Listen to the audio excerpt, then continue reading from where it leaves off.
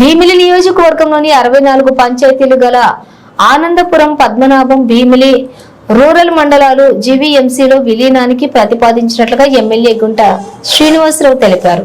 దీంతో భీమిలి నియోజకవర్గం అంతా జీవీఎంసీ పరిధిలోకి రానుందని వెల్లడించారు. గురువారం ఆయన తన నివాసంలో ఏర్పాటు చేసిన మీడియా సమావేశంలో మాట్లాడుతూ ఆనందపురం మండలంలో 26, పద్మనాభం మండలంలో 22, భీమిలి రూరల్ లోని 16 పంచాయతీలు జీవీఎంసీలోని కలపడంపై ఆయా ప్రాంతాల నాయకులు, ప్రజాప్రతినిధులతో సమావేశమై వారి యొక్క అభిప్రాయాలు కూడా తీసుకున్నానని వివరించారు. విలీనానికి వీరందరూ కూడా మద్దతు ప్రకటించిన తర్వాతే మున్సిపల్ శాఖ మంత్రి పి నారాయణకు లేఖ రాశానని చెప్పారు. 1.25 లక్షల ఓటర్లు, 2 లక్షల జనాభా గల ఈ ప్రాంతాలు విలీనం తర్వాత 10 ఏళ్ల పాటు పన్నులు పెరగకుండా మినహాయింపు తీసుకుంటామని ప్రకటించారు. 2014 మధ్య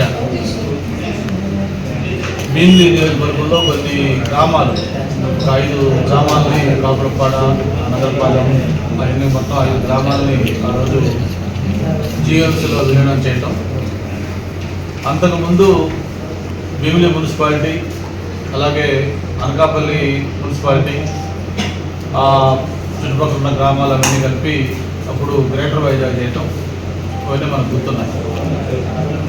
ఒక పక్క మొత్తం కూడా ఈ పట్టణీకరణ, ఏదైతే అర్బనైజేషన్ ఫాస్ట్గా అవుతూ ఉందో అందులో భాగంగా ఎస్పెషల్లీ ఈరోజు ఆంధ్రప్రదేశ్లో విశాఖపట్నానికి ఎక్కువ స్కోప్ ఉంది గ్రోత్.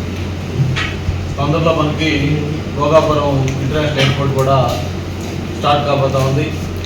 మనం సెంట్రల్ మినిస్టర్ గారి స్టేట్మెంట్ కూడా చూసాం. అంతకుముందు ముఖ్యమంత్రి గారు వచ్చినప్పుడు కూడా స్పష్టంగా ఆ ఎయిర్పోర్ట్ విజిట్ చేసి ఒక డైరెక్షన్ కూడా ఇవ్వడం జరిగింది. వాళ్ళు 2026 డిసెంబర్ అంటే కాదు, ఎట్టి పరిస్థితుల్లో బై మార్చి కల్లా కమర్షియల్ ఆపరేషన్ స్టార్ట్ కావాలి, ఫస్ట్ ఫ్లైట్ ల్యాండ్ కావాలి అని చెప్పి వాళ్ళకి ఒక డెడ్ లైన్ కూడా పెట్టి దాన్ని యుద్ధ ప్రాతిపదికన కంప్లీట్ చేస్తూ ఉన్నారు. అంటే మనకి భోగాపురం అనేది ఒక గ్రోత్ ఇంజన్గా మనం పడిపోతా ఉంది ఇంటర్నేషనల్ ఎయిర్పోర్ట్. సో అటువంటి భోగాపురం ఎయిర్పోర్ట్కి మన వైజాగ్ నగరానికి మధ్యలో ఉన్న కాన్స్టిట్యున్సీ మన భీమిలి కాన్స్టిట్యున్సీ. ఇందులో దాదాపు ఒక 9 కార్పొరేషన్ వార్డ్స్ ఉన్నాయి. ఇవి కాకుండా ఒక 3 రూరల్ మండలాలు ఉన్నాయి. ఆనందపురం మండలం, అలాగే పద్మనాభం మండలం, భీమిలి రూరల్ మండలం. వీటికి సంబంధించి చూస్తే మొత్తం 3 రూరల్ మండలాల్లో కలిపి ఒక 64 పంచాయతీలు ఉన్నాయి. మొత్తం దాదాపు 2 లక్షల జనాభా, 1.25 లక్షల ఓటర్లు ఉన్న ఈ ప్రాంతం. సరే, దీన్ని మన మున్సిపల్ మినిస్టర్ గారు నారాయణ గారు విశాఖపట్నం పర్యటనకు వచ్చినప్పుడు ఆయనతో కూడా మాట్లాడిన తర్వాత ఎప్పటి నుంచో కూడా ఈ ప్రతిపాదనలు ఉన్నాయి. ఈ కార్పొరేషన్లో ఈ మండలాలు కూడా కల్పిస్తే బాగుంటుంది.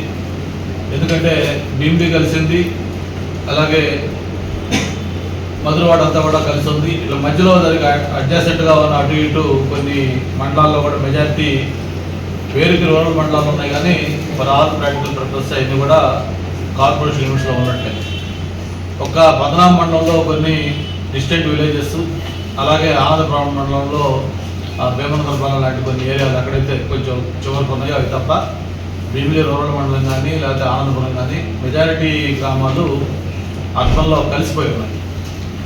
ఒక పక్క అర్బన్లో ఫాస్ట్గా డెవలప్మెంట్ స్కోప్ ఉంటుంది అనేది ఒక ఇంప్రెషన్ పబ్లిక్లో కూడా ఉంది, లోకల్గా కూడా అందరూ కోరుకుంటారు. కాబట్టి మినిస్టర్ గారు చెప్పిన ప్రతిపాదన గురించి మా నాయకులందరితో కూడా ఒక సమావేశం పెట్టి మాట్లాడడం జరిగింది. నేను ఎక్స్పెక్ట్ చేసిన కంటే అనూహ్యంగా యాక్చువల్ పద్మనాభం మండలం కొంచెం రెసిస్టెన్స్ వస్తుందేమో, వాళ్ళు కొంత ఇన్కన్వీనియంట్ ఉండదేమో అని చెప్పని అనుకోవడం జరిగింది. కానీ యునానిమస్గా పద్మనాభం మండలం నాయకులు అందరూ కూడా ఏకగ్రీవంగా మా మండలం మొత్తాన్ని కల్పించాలని చెప్పిన వాళ్ళు స్వచ్ఛందంగా వాళ్ళు ముందుకు వచ్చారు. ఆనందపురంలో అలాగే భీమిలి రూరల్ మండలం కూడా ఒకరికి వాళ్ళకున్న చిన్న డౌట్స్, వాళ్ళ కన్సర్న్ వాళ్ళు ఎక్స్ప్రెస్ అయ్యారు. ఏంటంటే ప్రధానంగా ఎన్ఆర్జీఎస్ వర్కులు మాకు ఒకటి రూరల్లో పెద్ద ఎత్తున అవుతున్నాయి సార్, అవి కొంచెం ఎఫెక్ట్ అవుతాయి కాబట్టి దానికి ఏదైనా ఆల్టర్నేటివ్ కింద ఏమైనా చేస్తే బాగుంటుంది, ఒకటి ఆలోచించండి అని చెప్పని.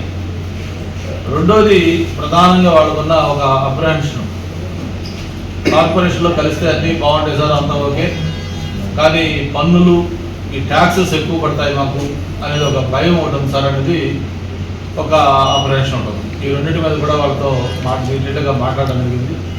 మనం గతంలో ఏదైతే ఈ 5 పంచాయతీలు కాపులపాడు లాంటి పంచాయతీలు కలిపినప్పుడు వాళ్ళకి పన్నులకు సంబంధించి కొంత వెసులుబాటు ఒక 10 ఏళ్ళు ఒక 1.5 year ఏదైతే ఎన్ఆర్ చేస్తుందో ఇవన్నీ కూడా చేసుకోవడానికి స్కోప్ ఉంది.